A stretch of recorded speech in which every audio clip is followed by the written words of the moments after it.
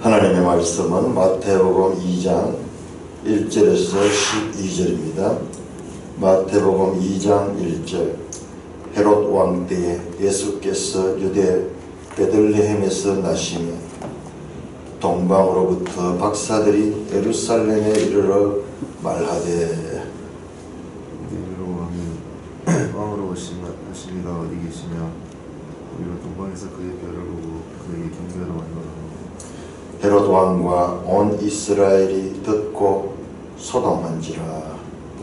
왕이 모든 대제사장과 백성의 서기관들을 모아 그리스도가 어디서 나겠느냐 물으니 이르되 유대 베들레헴이오니 이는 선지자로 이렇게 기록된 바 또 유대 땅 베들레헴아 너는 유대 고을 중에서 가장 작지 아니하도다. 내게서 한 다스리는 자가 나와서 내 백성 이스라엘의 목자가 되리라 하였음이니이다.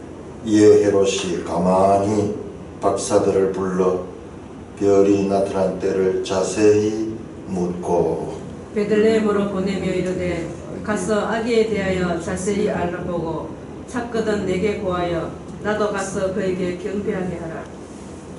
박사들이 왕의 말을 듣고 갈새 동방에서 보던 그 별이 문득 앞서 인도하여 가다가 아기 있는 곳 위에 머물러 서 있는지라. 그들이 별을 보고 매우 크게 기뻐하고 기뻐하더라. 집에 들어가 아기와 그의 어머니 마리아가 함께 있는 것을 보고 엎드려 아기께 경배하고 보배합을 열어 황금과 유향과 모략을 예물로 드리니라. 그들은 꿈에 헤롯에게로 돌아가지 말라 지시하심을 받아 다른 길로 고국에 돌아가니라. 하나님 아버지 은혜를 감사합니다. 이 새벽도 하나님 성령으로 저희를 깨우쳐 주셔서 성령의 힘을 입어 하나님 말씀을 바로 깨닫게 하여 주옵시고 하루의 삶도 하나님의 인도함을 받을 수 있도록 역사하여 주옵소서. 예수님 이름으로 감사하며 기도드리옵나이다. 아멘. 자, 마태복음 우리가 1장, 2장, 1장을 보았습니다. 1장 1절에서 17절까지가 예수님의 인간적인 족보, 아브라함과 다윗의 후손, 인간의 계보를 따라온 예수 그리스도. 18절에서 25절까지가 그 예수 그리스도는 인성을 가지고 이 땅에 오셨지만은 그러나 그분은 성령으로 잉태됐다. 그래서 예수 그리스도의 신성을 나타내는 말씀입니다. 그의 이름은 임마누엘이라. 하나님의 천사가 그렇게 출발이 예수 그리스도의 다윗 후손으로서의 예수 그리스도, 그리고 하나님의 영 성령으로 잉태된 하나님의 아들 예수 그리스도. 1장에서 예수 그리스도의 신성과 인성을 나타내고 있고, 또한 동정녀 탄생, 요셉의 가문에 나왔지만은 그는 요셉의 피를 받은 자가 아니고 성령으로 잉태된 자고, 그리고 동정녀를 통하여 탄생했다. 여자의 후손으로 이 땅에 오셨다. 자, 이것은요 우리 기독교가 가지고 있는 아주 핵심 교리입니다. 동정녀 탄생은 역사적으로 계속 공격을 받습니다. 우리 믿지 않는 사람들한테 그 이 이야기는 제일 공격을 많이, 어떻게 동정녀 탄생이 돼요. 심지어는 우리 교회 안에서도 자유주의 신학자들은 이 동정녀 탄생을 인정하지 않습니다. 교회 역사에서 이 동정녀 탄생이 제대로 믿어진 시기가요 그렇게 많지 않아요. 금세기 들어와서, 아니 20세기 들어와서 지금 하면 21세기로 넘어서요. 우리나라에 처음 복음이 들어와가지고 20년대 30년대부터 선교사들이 우리 교회 가운데서도 훌륭한 청년들을 발굴해가지고 그들을 가르치고요. 하면 20년대, 30년대 유학 가는 사람들이 생겨요. 미국으로 유학을 가는 사람들. 1세대들. 이제 이들이 미국 갔을 적에 미국 교회 안에서 이 동정녀 탄생에 대한 비판적인 그런 사상이 팽배했을 때예요. 그 미국 안에서도 소위 자유주의와 그리고 이 개혁주의 또는 복음주의, 하나님의 말씀을 그대로 하나님의 말씀은 무오류라 그렇게 하면서 말씀을 그대로 액면대로 믿는 무리들과 그리고 소위 유럽에서 일어난 계몽주의 이후로 계속 자유주의 신학이 발달했거든요. 그들은 동정녀 탄생 이런 것을 인정하지 않았어요. 인간의 생각에서 있을 수 없는 일이기 때문에. 그런데 이와 같은 사상이 교회 안에도 많이 퍼지고 신학교 안에도 많이 퍼졌어요. 우리나라 이제 여기서 배운 청년들이 그리고 우리나라에 들어온 미국의 선교사들 가운데도 이미 그런 사상을 가진 선교사들이 있었어요. 자유주의 신학의 그걸 가지고 들어온 자들도 있고 또 순수한 복음주의적인 하나님의 말씀을 무오류하다고 믿는 그런 선교사들이 있었어요. 그래서 유학 가서요 두 갈래로 갈라졌어요. 하나는 자유주의 쪽으로 가고 하나는 그야말로 보수적인 성경 중심의 신앙으로 가게 됐죠. 미국의 프린스턴 신학교라고 지금도 아주 유명한 대학교죠. 프린스턴 대학교 종합대학인데 이게 원래 신학교였어요. 1800년대 주로 저 네덜란드 쪽에서 이민 간 사람들이 세운 학교가 아주 그 개혁주의적이고 칼빈주의적인 그런 기초를 가진 그런 신학교예요. 근데 이 신학교 속에 자유주의 사상이 돌아가지고요. 이 신학교가 1920년대 미국에서 갈라져 버렸어요. 그래서 학교는 더 커지고 종합대학으로 나가버리고 그 다음에 여기에 있어서 그들과 사상을 달리하는 성경적인 그런 신앙을 가진 자들이 세운 학교가 분리돼서 나온 학교가 웨스트민스터 신학교예요. 웨스트민스터. 그와 같은 역사적 배경이 있었어요. 그래서 우리나라에도 그 유학 갔다 와서 교회 지도자 되고 이분들이 지도자가 되기 때문에 그래서 이분들의 영향력이 그 신학적인 그 이 영향력이 한국교회에 그대로 심어지는 게 뭐냐 그러면은 지금 우리 한국교회의 통합책이라든지 그다음에 기장책이라든지 이쪽에는요 좀 자유적인 신학에 가까운 프린스턴 신학교와 그 자유주의적인 신학 사상을 가진 자들이 그 학교를 점령해버렸어요. 그리고 거기에서 아주 보수적인 자들이 분리해서 나온 것이 웨스트민스터 신학교예요. 여기 이제 박윤선 목사님 이런 분들은 이쪽으로 가게 되고 그렇게 되면서 한경직 목사님은 프린스턴 출신이고 근데 우리 뭐 청년들이 뭐 알겠어요 그때. 근데 가서 보니까는 이미 상황이 그렇게 되는 거예요. 그래서 여기에서 철저하게 이 박영용 박사라고 있는데 이분은 이제 두 개를 다 경험했어요. 이분이 유학 가가지고 있는 상태에서 학교가 갈라져 버렸어요. 그래서 이분이 그 후배되는 박윤선 목사님이 유학 갈 적에 웨스트민스터로 가라 그렇게 해서 그를 가게 되면서 한국교회는 그래도 이 웨스트민스터 쪽에 작은 학교하고 분리되어 나왔지만 여기에 훌륭한 신학자들이 많았습니다. 1920년대 메이첼이라는 신학자가 이 분리된 웨스트민스터의 아주 지도자였어요. 아주 천재적인 분인데 그래서 한국교회가 시작되면서 이 동정녀 탄생 문제에 대해 가지고 분명한 그 선을 가지게 되는 것이요. 그 메이첸 같은 사람의 가르침을 우리 이 유학생들이 받고 그렇게 하는 거예요. 그러니까는 이 선교사들의 역할이요. 그 나라에 이제 기독교가 복음이 퍼지는데 누구냐에 따라 가지고 신학 사상이 완전히 그 됩니다. 참 우리 한국교회 그렇게 보면요. 큰 하나님께서 은혜를 주셨어요. 자, 그래서 이 동정녀 탄생, 예수님의 인성과 신성, 두 본성과 그리고 동정녀 탄생에 대한 확실한 성경의 선언으로 마태복음은 신약 성경은 시작하는 겁니다. 시작하는 겁니다. 이게 무너지면요, 다 무너집니다. 다 무너집니다. 다 무너집니다. 자, 성경은 신약을 시작하면서 바로 이렇게 출발합니다. 예수 그리스도가 누구신가? 그는 성령으로 잉태된 하나님이면서도 다윗의 후손으로 오신 분이다. 그리고 그분은 인간의 몸을 빌어왔지만은 성령으로 잉태되어서 죄가 없으신 분이다.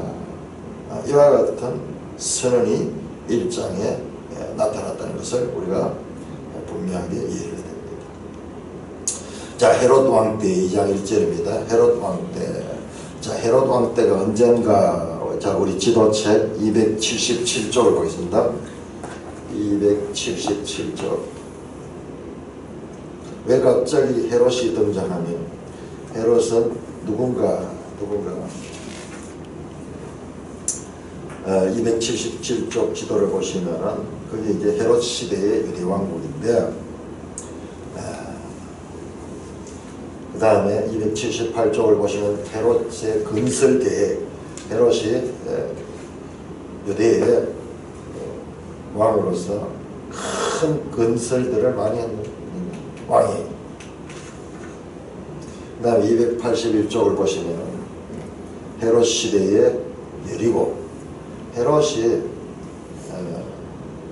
유대 나라 역사에서 아주 영향력이 큰 것과 같은 왕입니다. 282쪽 헤롯 가문의 통치자들, 이 헤롯 후손들도 통치를 하는데 이 자들이 좀 예수님 당시와 사도들 시대예요. 자, 그 다음에 보면 243쪽에 아래에 보면은 1차 총독 시기가 있는데, 총독은 뭐고 또 이 통치자들은 뭐냐, 그런 우리가 질문을 할 수 있는데요. 그 로마에서 직접 통치하는 그런 지역도 있었고, 헤롯 가문이 통치하는 그런 지역도 동시에 있었습니다. 자, 그래서 이 헤롯은 예수님 당시에 유대를 통치하는 왕입니다. 자, 276쪽을 보시면 276쪽을 보시면은 우리가 이 헤롯 시대를 알기 위해서는 거기에 법례를 보시면 폼페이우스 이후에 유대 영토 이렇게 나오죠. 폼페이우스라는 이름이 나오는데, 폼페이우스는 누구냐 그러면 이게 로마의 로마의 집정관. 로마의 집정관. 그래서 로마의 아주 영향력 있는 왕인데, 이 폼페이우스가 그 앞쪽을 보십시오. 275쪽을 보시면은 로마가 이렇게 유럽은 말할 것 없고 지정해를 둘러싼 모든 지역을 이제 통치하는 제국을 형성하고 있습니다. 이때 유대 쪽에 와서 지배했던 사람이 폼페이우스. BC 약 한 70년 돼요. BC 60년, 70년 경에 폼페이우스가 이쪽을 지배하고, 카이사르 같은 사람, 유명한 그 줄리아스 시저 이분들은 저쪽으로 독일 쪽으로 저 골하고 저 프랑스 쪽 갈리아 이런 쪽으로 지배하게 되고, 그래서 막강한 집정관. 그리고 이 당시에 민주제였어요. 민주제. 로마는 황제가 없었습니다. 그래서 과도 정치, 지도자 몇 사람이 그렇게 하고 원로원 있고 민주적인 그런 제도가 있는데, 폼페이우스도 아주 막강한 세력가 있는데, 폼페이우스는 이쪽으로, 이 팔레스타인 쪽으로, 애국 쪽으로 이쪽을 정복합니다. 그 유명한 줄리우스 시저 이야기를 보면은 클레오파트라 나오고 이런 게 전부 이런 식이에요. 이런 식이에요. 나중에 폼페이우스는 줄리우스 시저에 의해가지고 죽게 됩니다.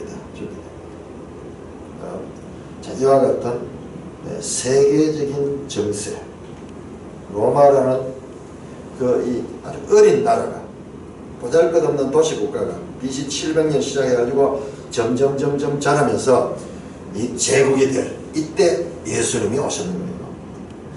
그 헤롯은 유대인이 아니에요. 바로 이 로마의 충경이었어요.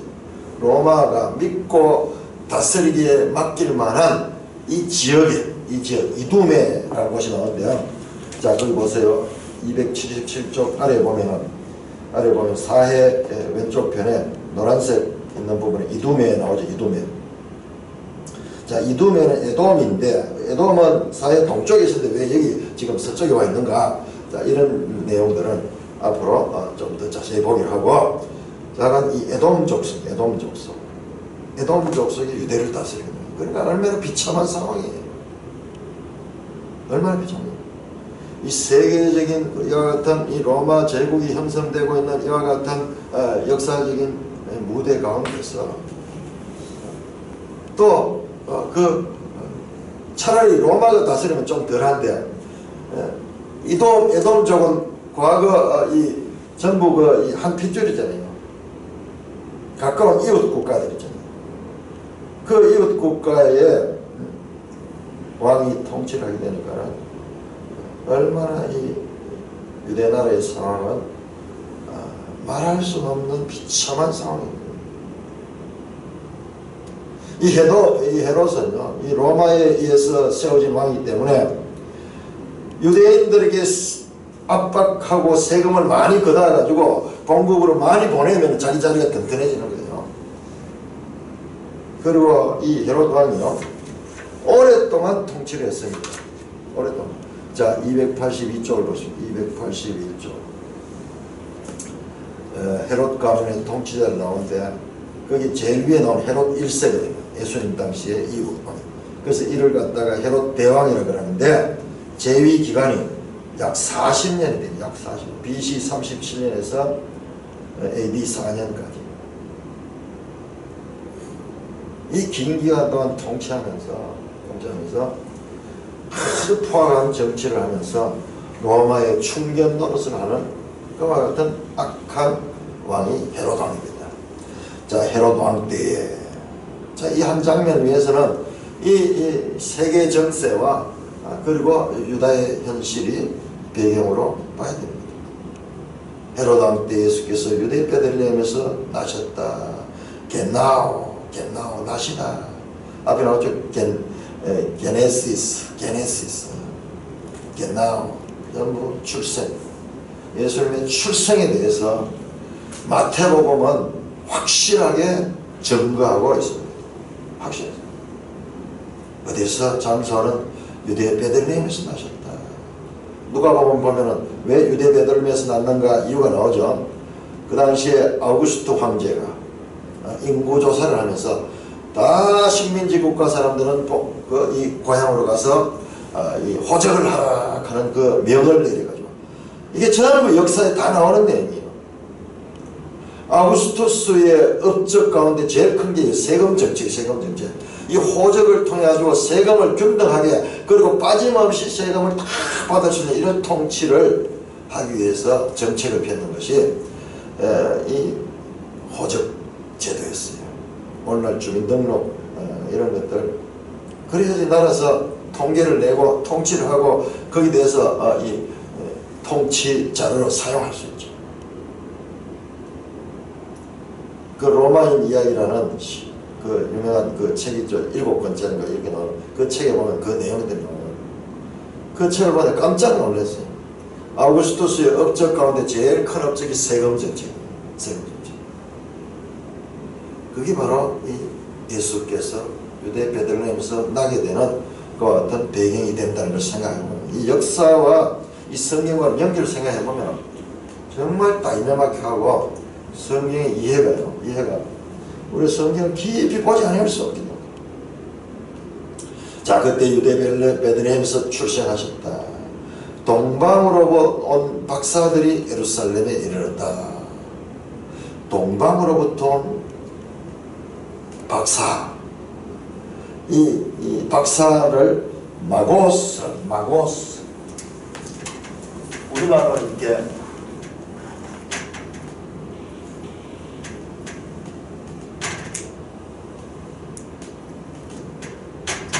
마고스 또는 마기라고,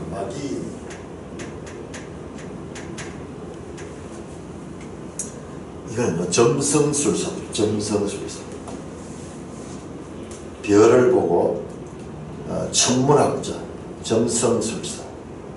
동방에서는요, 우리 이 구약성경에 보면 이 바벨론에 이미 점성술사들이 많이 있었습니다. 그 다니엘서 보면 나오거든요. 이들은 이 현자들인데 이들이 못 맞추는 것을 다니엘이 맞추잖아요.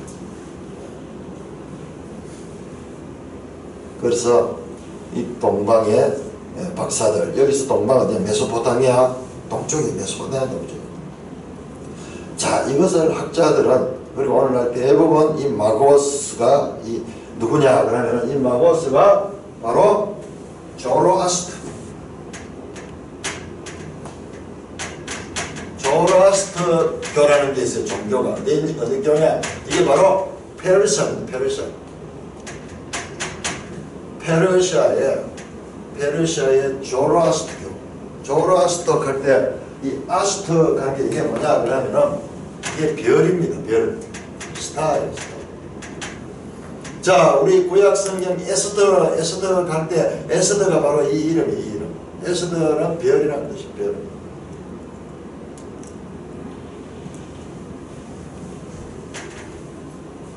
별. 별이 종교라고도 볼 수 있는 조로아스터고, 이게 헬라어로 하면 자라투스트라예요. 자라투스트라. 유명한 그 니체가 썼는 책 자라투스트라는 이렇게 말했다 할 게 바로 이 조로아스터는 이렇게 말해요. 조로아스터. 이들은 누구냐? 조로아스터교의 지도자였습니다.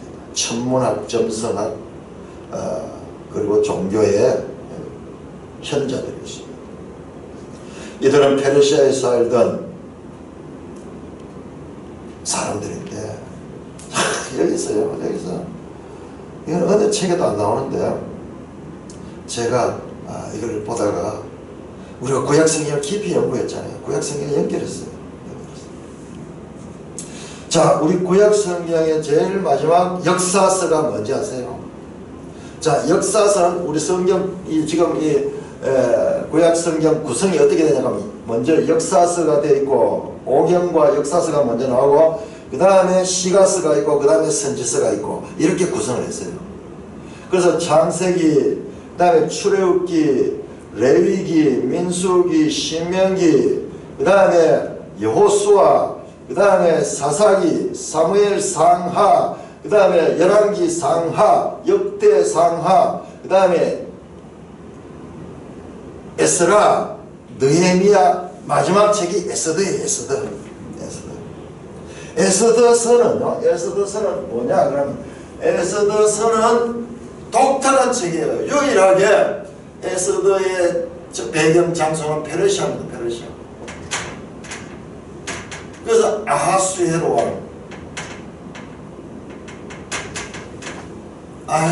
왕, 이게 헬라어로 하면 크세르크세스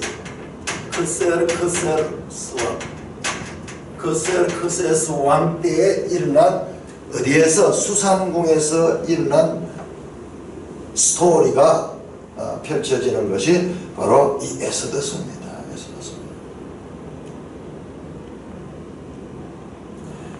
에스더서 내용은 고향으로 돌아오고 이런 게 아니에요. 거기에서 유대인들이 정착해서 살면서 거기서 막강한 세력을 이뤘습니다.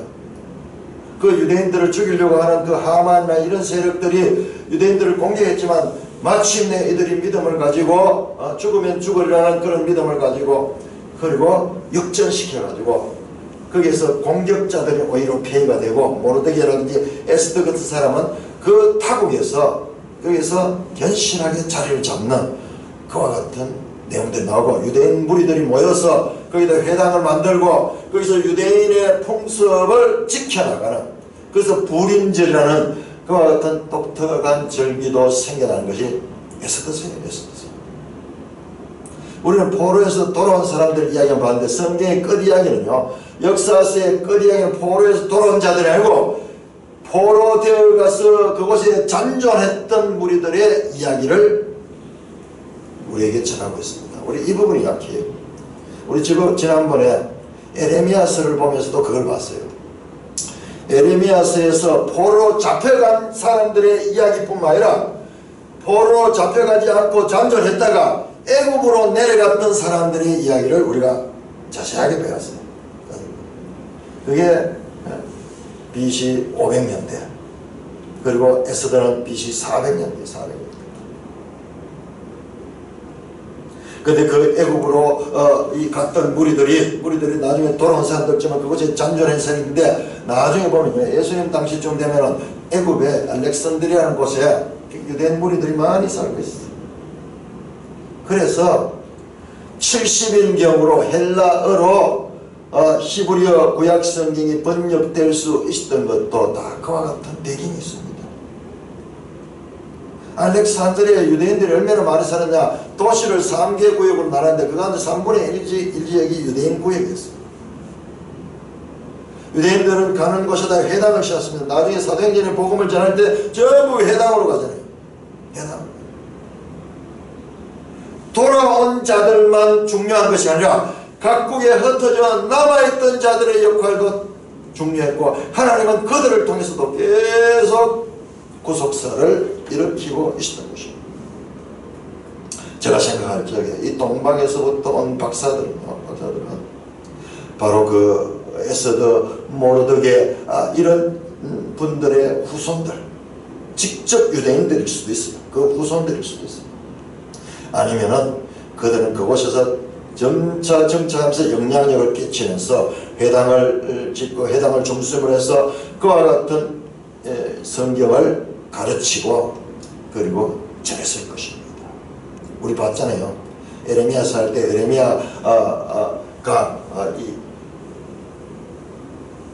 에레미야가 기록한 성경을 가지고 그들에게 가는 장면도 나왔잖아요. 바벨론으로 가는 장면. 바벨론으로 있다가 이들이 지금 이 에스더는 바벨론이 아니고 페르시아가 배경이 돼요. 페르시아에서 바벨론이 망하면서 그 페르시아의 지도부에 아주 영향력 있는 지도부에 유대인들이 있는 장면들이 에스더의 배경이죠. 그들은 계속해서 성경을 연구하고 그리고 주위에 있는 사람들에게도 영향을 끼쳤을 것입니다. 민수기 24장.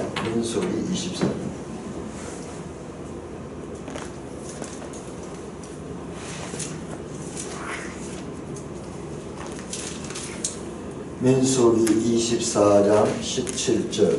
민수기 24장 17절. 유명한 발람의 예언이죠. 발람의 예언. 24장 17절. 내가 그를 보아도 이때 일이하며 내가 그를 보아도 가까운 일이하다. 먼 장래에 대한 예언인데, 한 별이 야곱에게서 나오며 한 규가 이스라엘에서 일어나서 모압을 이쪽으로 저쪽까지 쳐서 무찌르고 또 셋의 자식들을 다 멸하라. 발람이 한데 한 별이 야곱의 후손들이 이스라엘에서 한 별이 나올 것이며 한 규가 이스라엘에 일어난다. 규는 왕적인 통치를 가리킵니다. 홀이라고 왕이 가지는 그 이 왕권을 나타내는 그 지팡이를. 유대인의 왕, 그리고 한 별이 유대인의 왕이다. 구약성경 마지막에 에스더 쓰다 별이다 별.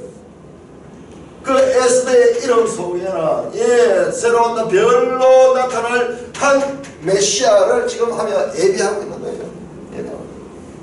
제가 이걸 보고요 너무 놀랐어요. 자, 한번 생각해보세요. 우리 어제 봤죠. 마태복음 족보를 하면서 게네시스 브레시트라고 되는 히브리어가 이 태초에 가는 말인데, 이것이 게네시스 그늘로 마태복음과 창세기가요 1장에서 서로 이 숨이 상관하면서 만나는 걸 봤어요. 자, 또 한번 보세요. 자, 우리 에레미야 제일 끝이 무엇입니까? 에레미야 52장 마지막이 뭡니까? 여호야긴의 석방이었죠.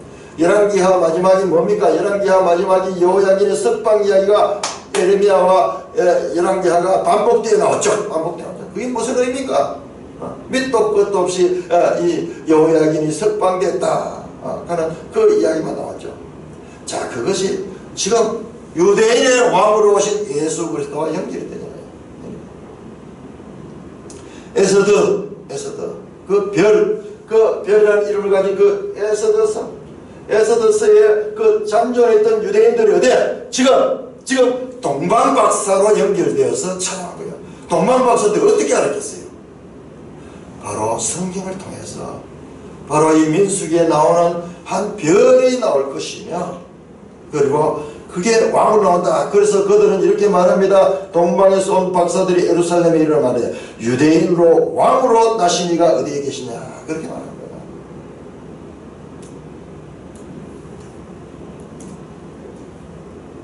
왕으로 나신 이가 어디에 계시냐. 야곱 후손으로 호를 가지고 나타난 이가 누구냐.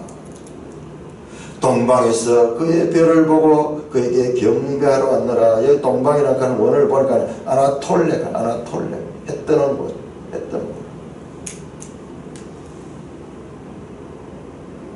마고스 박사들, 저 동방 페르시아로부터 먼 길을 거쳐가고 그렇게 찾아갑니다. 자, 성경학자들이 많이 남은 유대 본토에서는 이 학자들은 오히려 무지하고 있는데, 매일성경 해설에 보면 4절에서 6절에 대한 해설이 나오는데, 동방의 별 하나를 따라 먼 거리를 마다먹고 박사들이 그와 달리 대제사장과 서기관들은 메시아가 날 장소를 정확히 알고도 찾지 못했습니다.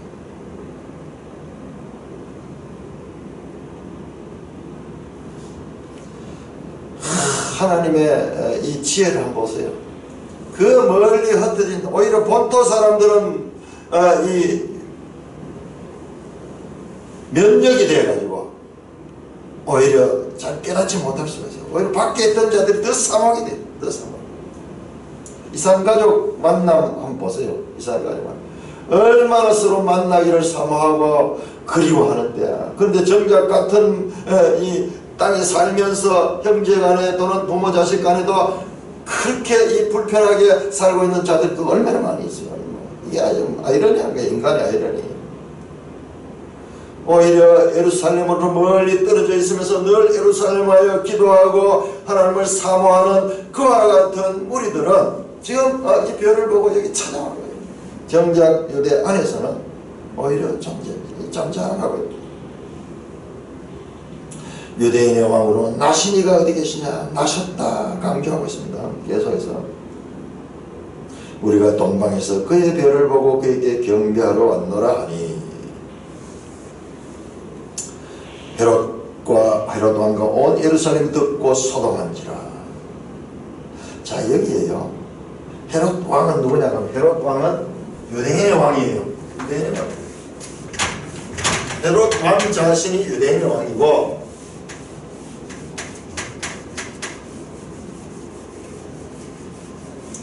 예수님 자신이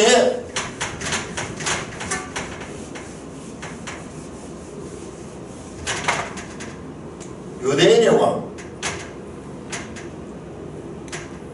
이게 바로 지금 헤롯이 실제적인 헤롯인데, 그런데 멀리서 박사들이 찾아왔는데 그들이 유대인의 왕을 찾는다는 거예요. 헤롯은 자기한테 위협이 되는 거예요. 이 왕권을 가지고 자자손손 물려가려고 하는 이 욕심 많은 헤롯 왕에게 이것은요 충격적이에요. 자, 매일 성경에 주석이 나옵니다. 마태복음에서 예수를 유대인의 왕으로 부른 사람들은 이방 사람들 뿐이다. 자, 여기에서 우리 중요한 단어를 봤는데, 왕이라 하는 단어가 바실리우스.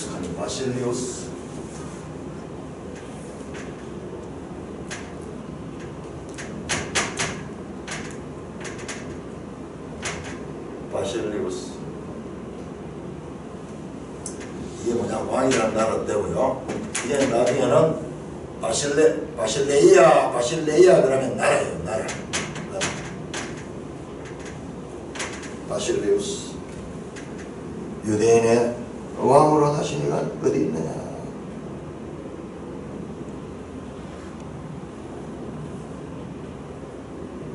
그러니까는 헤롯 왕과 예루살렘은 충격이 섰답니다. 4절 왕이 모든 대제사장과 백성의 서기관들을 모아 그리스도가 어디서 나겠느냐 물으니 이르되 유대 베들레헴 이오니 이는 선지자로 이렇게 기록된 바 곧 또 유대 땅 베들레헴 안에는 유대 고을 중에 가장 작지 아니하니라. 아주 베들레헴은 작은 땅이에요. 작은 땅. 가장 작지 아니하도록 하는 말은요 그만큼 작다는 거예요. 왜냐? 너는 작은 곳이지만은 결코 가장 작지. 원래 여기에 원어로 결코가 들어있어요. 결코 가장 작다. 그 이유가 뭐냐? 네에게서 한 다스리는 자가 나와서 내 백성 이스라엘의 목자가 되리라 하였습니다. 미가서 5장 2절과 그리고 사무엘하 5장 2절. 이것도 장도 희한합니다. 미가서 5장 2절 말씀과 사무엘하 5장 2절 말씀을 섞어놨어요. 사무엘하 5장 2절은 사무엘하는 다윗 이야기죠. 다윗. 목자 출신 다윗. 미가서는 이 포로기의 선지자의 말씀인데 메시아에 대한 예언이 구체적인 장소가 지명돼요. 유다 베들레헴 에브라다라는 곳이 에브라다. 원래 베들레헴이 아니고 에브라다라는 곳인데 나중에 이게 베들레헴이라고 이름이 바뀝니다.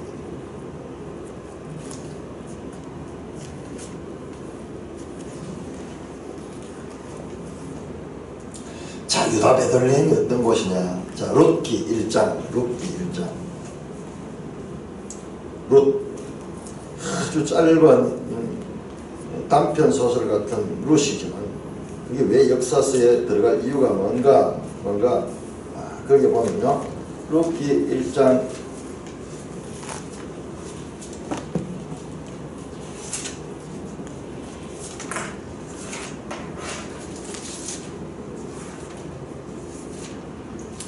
1절 보시면은 출발이 어디서 나오느냐 그러면은 사사들이 치리하던 때 그 땅의 흉년이들은 유다 베들레헴의 한 사람이 그의 아내와 두 아들을 데리고 모압 지방으로 갔다.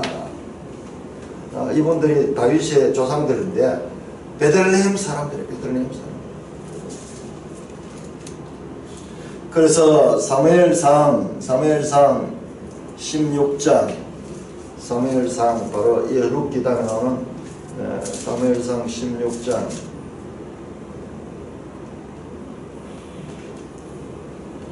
1절을 보시면은 여호와께서 사무엘에게 이르시되 내가 이미 사울을 버려 이스라엘 왕이 되지 못하겠거늘 내가 그를 위하여 언제까지 슬퍼하느냐. 너는 뿔에 기름을 채워 가지고 가라. 너를 내가 베들레헴 사람 이새에게로 보내리니. 이새는 다윗의 아버지잖아요. 이새의 아들 다윗이잖아요. 이 다윗의 고향이 베들레헴이에요. 베들레헴. 17장 12절 다윗은 유다 베들레헴 에브랏 사람이라. 여기 에브랏 갈적에 이게 에브라다 합니다. 원래 이름이 에브랏이었어요. 창세기는 에브랏이라고. 베들레헴 이세란 사람의 아들이었다. 자, 마태에 보면 예수 그리스도 누구냐? 다윗의 후손이다. 다윗과 연관성을 계속 가지고 있는 거예요. 이것은 그냥 봐가지고 보이지 않잖아요. 말씀을 해석하고 풀어보면 족보부터 시작해서 다윗의 이 게마트리아를 통해서 14대로 이 족보를 끊기도 했고, 그 다음에 다윗에게는 유일하게 다윗 왕이라고 하라고, 다윗과 아브라함의 후손이라 그렇게 하면서 다윗을 늘 앞세우면서 다윗 중심적인, 그리고 요셉도 다윗의 후손 요셉이었고, 그리고 여기서 출생 자체도 다윗과 연결성을 가지는 것을 마태는 의도적으로 철저하게 표현하고 있는 거예요. 예수 그리스도는 누구냐? 다윗의 후손이다. 유대인의 왕이다. 그런 것도 다윗 후손들이 유다 왕을 이어가잖아요. 여호야긴에서 끊어졌던 그 유대 왕이 지금 여기서 등장하는 거예요. 여기서 등장하는 거예요. 500년의 간격을 두고 500년의 간격을 두고 있던 것이 세상은 다 잊어버린 성경 속에서 유일하게 그 실마리가 있는 거예요. 여호야긴이 석방되는 그 장면과 이제 마태복음에서 유대인의 왕으로 등장하는 이 두 개가 연결될 적에 하나님의 구속사는 연결되는 거예요. 하나님은 잠시도 쉬지 않고 침묵기라고 하면 침묵기가 아니어서 그 침묵기 하나님 더 열심히 저 이집트에서 그리고 페르시아에서 그리고 세계 각국에서 우리 이 사도행전 보면 나오잖아요. 15개 국가에서 오순절 올라오잖아요. 흩어졌던 디아스포라 유대인들. 성경에는 나오지 않는 그 시기가 가장 황성하게 하나님이 일하시는 그와 같은 시기입니다. 유다 땅 베들레헴 하늘은 유대 고을 중에서도 결코 아주 작은 도시입니다. 작은 도시입니다. 작은 내 백성 이스라엘의 목자가 되리라 하였습니다. 다윗은 목동 출신 7절 이에 헤롯이 가만히 박사들을 불러 별이 났던 때를 자세히 묻고 여기 보세요. 성경의 묘미 헤롯이 지금 이 유대인의 왕에 대한 정보를 얻기 위해서 가만히 박사들을 불러가지고 자세히 물었다. 자 여기에 별이라는 단어 한번 보세요. 별이 지금 계속 나옵니다. 2절에도 별이 나오고 그 다음에 7절 그 다음에 9절 10절 별 에스터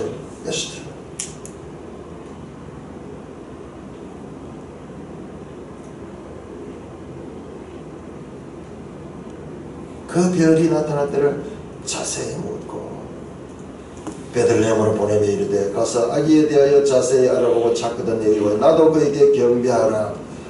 이 헤롯의 거짓말 보세요. 헤롯의 거짓말. 이 헤롯은 유대인의 왕으로 나는 이를 죽여야 되는 거예요. 왜냐? 자기가 살기 위해서. 속을 드러내지 않고 자세히 박사들에게 묻고 있습니다. 그리고 당부합니다. 아기를 자세히 알아보고 내게 구하라.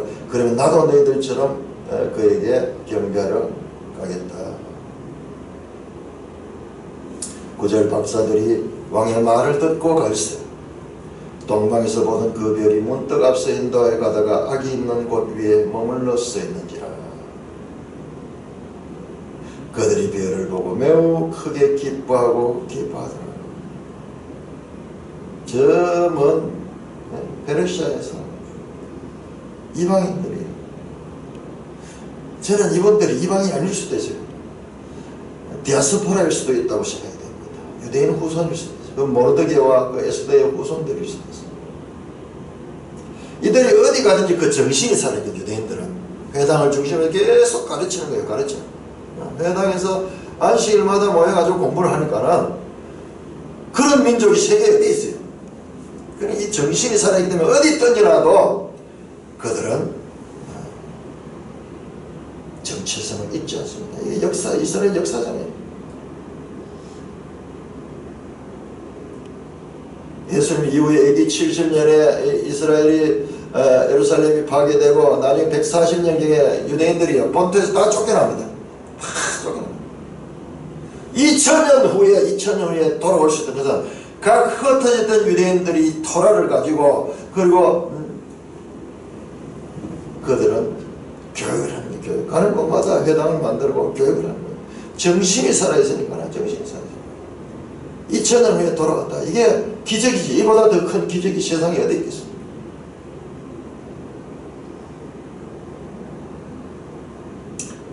크게 기뻐하고 매우 크게 기뻐했다. 이들은 알잖아요. 이들은 메시아가 오셨다는 걸 알고 있잖아요. 매우 크게 기뻐하더라.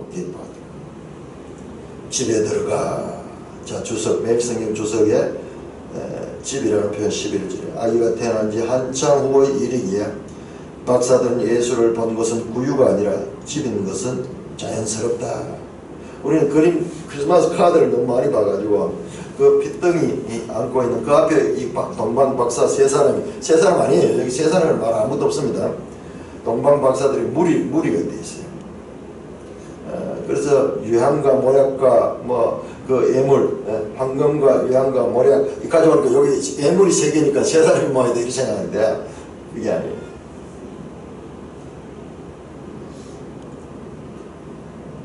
성경 본문을 제대로 안 보면요 편견에 사로잡혀 있는 성경이에요. 집에 들어가 아기와 그 어머니 마리아가 함께 있는 것을 보고 엎드려 아기께 경배하고 보배함을 열어 황금과 유황과 모략에 예물 드니라. 이게요 동화 같은 이야기 아니에요. 이들은 성경을 통해서 이 예언된 그 메시아 같은 걸 알고 매우 크게 기뻐하며 들어가서 그 아기 앞에 엎드려 경배했습니다. 그리고 표할 수 있는 최고의 이 경외감을 물질을 통해서 표현하는데 황금과 유향과 모략을 예물로 드린 거예요. 예물로. 이게요 계시록 제일 마지막에 보면요 온 세계의 왕들이 주님 앞에 나와서 예물을 드리는 장면이 나옵니다. 이게 뭐냐 왕중의 왕이신 하나님 앞에 경배하는 것과 같은 장면. 그 주권을 인정하고 그 앞에 종으로 복종하겠다는 그와 같은 인간의 원래 모습을 회복하는 길이에요. 얼마나 놀랍지 않습니까? 그 하나님께 인간으로 표현할 수 있는 최고의 경의를 표시하고 있는 것입니다. 12절 그들은 꿈에 헤로데기로 돌아가지 말라 지시하고 다른 길로 고국으로 가니라. 급하게 하나님께서 이 꿈을 통해서도 역사를 하시고 그래서 그들은 다른 길로 고국에 돌아갑니다. 자, 우리는 마태복음의 주제가 성취인용구다. 성취인용구. 성취인용구가 몇 개나? 10개 나옵니다. 10개 나오는데 2장에서 4개 나옵니다. 자, 오늘도 하나 나왔습니다. 바로 미가서와 사무엘하를 통해서 베들레헴 출생에 관한 예언, 그 예언이 이루어졌다, 성취됐다 그런 것을 발견했습니다. 자, 그런데 이 성취인용구는 10개가 나오지만요, 그러나 마태복음 전체가 성취예요. 전체 성취. 우리가 전혀 상상하지 못했던 동방에서 온 박사들조차 성경을 이룬 것이 성경입니다. 저 구약 성경에서 끊어졌던 그 페르시아에 있던 유대인들이 지금 와서 연결되고 있는 것입니다. 뿐만 아니라 앞으로 보겠지만은 계속 지리적인 그와 같은 장소 이동이 나타납니다. 일단 멀리서 베들레헴을 찾아오고요. 나중에 예수님은 이 헤롯에 의해서 위협을 당하게 돼서 애굽으로 피신합니다. 애굽. 자, 여러분 한번 보세요. 이 장면 한번 보세요.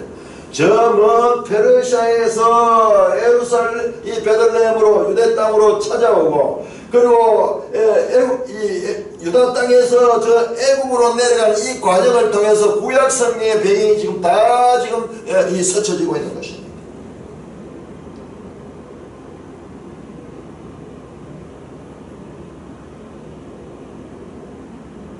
예수 그리스도는 누구신가? 바로 온 세계를 위한 메시아다. 이스라엘이기도 하지만 이스라엘뿐만 아니라 온 세계를 위한 메시아임을 지금 이 장에서 지금 암시하고 있는 것입니다. 베들레헴에서 출생했습니다. 베들레헴은 우리가 보았듯이 다윗의 고향이었습니다. 예수 그리스도의 탄생했고 예수 그리스도의 탄생은 다윗 언약, 즉 다윗의 왕위를 영원히 있는 유대인의 왕의 탄생을 말하고 있습니다. 이것도 성경에 성취지 않습니까? 여기 직접 인용구는 없지만은 그 중요한 구약성경 사무엘하 7장의 다윗 언약이 지금 전체적으로 다 이루어지고 구약 성경 전체가 지금 다 이루어졌다. 예수님 족보를 통해서 저 아브라함 때부터 시작했던 이 모든 아브라함의 후손을 통한 그와 같은 메시아에 대한 성경의 전체 내용의 성취가 지금 다 마태복음 뭐냐? 구약과 신약의 연속성을 이렇게 가르쳐주고 있는 그와 같은 책이다. 근데 우리는 어찌하냐? 구약과 신약을 단절해 구약은 율법이고 신약은 복음이고 이런 식으로 하면서 구분해서 봤다. 뿌리 깊게 우리에게 그런 사상이 있어. 이걸 깨뜨려 떨쳐내기 위해서는 성경을 제대로 연구 안 하면 그렇게 보여요. 전혀 언어조차 다르잖아요. 히브리어로 기록되고 신약은 헬라어로 기록됐어요. 전혀 다릅니다. 시간적으로도 관계 있고 그렇지만은 그 속을 자세히 보니까 흐르는 내용이 구약에서 신약으로 연결되면서 신약은 전 세계로 펼쳐나갈 수 있는 그와 같은 헬라어로 기록이 되더라고요. 구원 계시의 발전성을 우리는 이 마태복음을 통하여 발견할 수가 있는 것입니다. 마태의 복음서의 주제는 다시 한번 확인되는데 다윗 언약을 성취하시는 예수 그리스도. 그 에레미야가 말하던 그 새 언약을 이루시는 분이 바로 예수 그리스도신 것을 지금 말씀을 하고 있는 것이에요. 기록된 문장을 통해서 말하는 것이 아니라 흐르는 문맥을 통하여 그 배경에 깔려있는 사상들을 통해서 볼 때 철저하게 구약과 신약의 연속성. 예수 그리스도는 누군가? 다윗 언약의 선취자다. 그리고 새 언약의 선취자다. 라는 것을 우리는 오늘 본문을 통해서 발견할 수가 있는 것입니다. 찬송가 105장입니다.